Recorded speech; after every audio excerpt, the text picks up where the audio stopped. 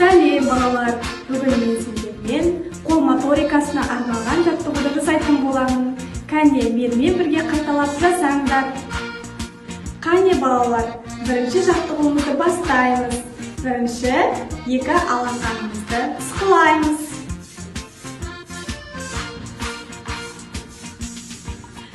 Келесі жаттығуымызды бастаймыз. Балалар, біздің қолымыздағы саусақтарымызды кезектен-кезек жұмамыз. Бірінші оң қолымыздан бастаймыз.